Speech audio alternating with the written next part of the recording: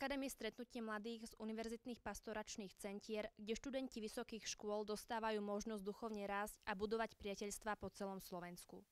Organizátori sa zamerali na to, aby účastníci nielen prijímali, ale sa aj aktívne zapájali a tak využili svoj potenciál.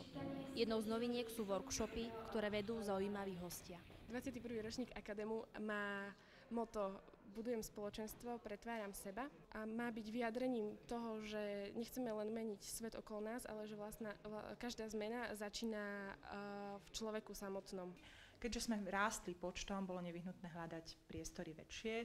Šli sme teda do koniarne, teda do športovej haly, ale následne sme sa vrátili a univerzita to pozitívne vnímala. Na Akadémii sa páčilo to, že to spojilo tak mladých ľudí, že som mohla stretnúť nových ľudí, ktorých zaujíma to, čo je mňa a že som sa mohla zlepšiť vo fotení trošku.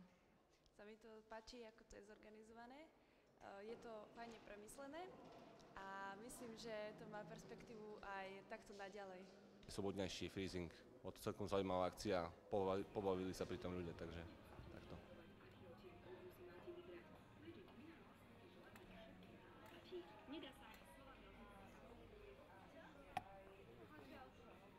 Na Akadém prišlo takmer 500 účastníkov z 12 univerzitných pastoračných centier. Pre Média KU Mária Gajdárová. Pre Média KU Anna Ragančíková. Pre Média KU Monika Marušicová. Pre Média KU Miroslava Krejčiová.